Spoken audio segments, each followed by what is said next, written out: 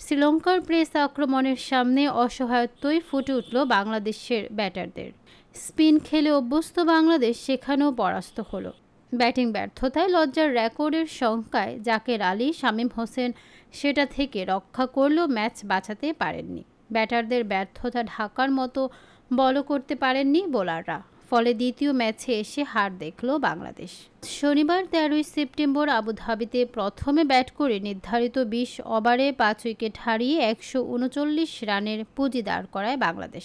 জবাব দিতে নেমে ৫ ওভার ২ বল হাতে রেখে ৪ উইকেট হারিয়ে লক্ষ্যে পৌঁছে যায় শ্রীলঙ্কা। জয় পায় ৬ উইকেটের ব্যবধানে। অল্প রানের পুঁজি নিয়েও শুরুটা ভালোই করেছিল বাংলাদেশ। ম্যাচের দ্বিতীয় ওভারে বাংলাদেশকে ব্রেক থ্রু এনে দেন মুস্তাফিজুর রহমান। ৬ বলে ৩ রান করা লঙ্কান ওপেনার কুশাল মেন্ডিসকে ফেরান তিনি। অতটুকুই যা।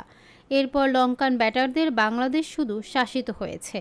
লড়াইয়ের কোনো বার্তাই দিতে পারেনি লিটন দাসের দল। মাঝের সময়ে গিয়ে দ্রুতই ৩ উইকেট তুলে নিয়ে লড়াইয়ের আভাস দিয়েছিল লাল সবুজের প্রতিনিধিরা।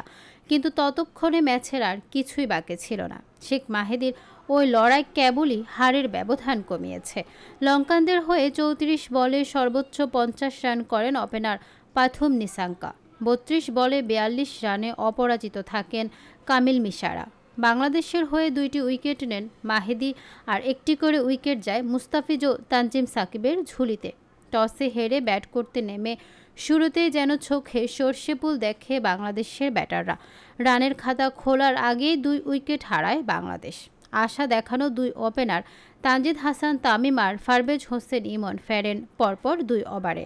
বাংলাদেশ প্রথম রানের দেখা পায় ১৪ নম্বর বলে এসে। থুসারারার বলে সিঙ্গেল নেন লিটন দাস। দলের বিপর্যয়ে দায়িত্ব নেওয়ার পরিবর্তে আত্মহুতি দেন তাওহিদ হৃদয়। ৯ বলে ৮ রান করে রান আউটে কাটা পড়েন তিনি। শেখ মেহেদীও ফিরেছেন দ্রুতই। বাকিদের যাওয়া আসার ভিড়ে এক প্রান্ত আগলে রাখা লিটনও ধৈর্য হারিয়ে ফেলেন। হাসারাঙ্গাকে রিভার্স সুইপ করতে গিয়ে ক্যাচ দেন উইকেট রক্ষককে। ফেরেন ২৬ বলে ২৮ রান করে।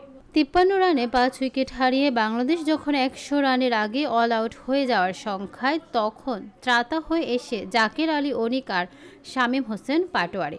ষষ্ঠ উইকেটে দুজনে মিলে গড়েন ৬১ বলে ৮৬ রানের অপরাজিত জুটি। এই জুটিতে ভর করে লড়াই করার পুঁজিটা পেয়েছিল বাংলাদেশ।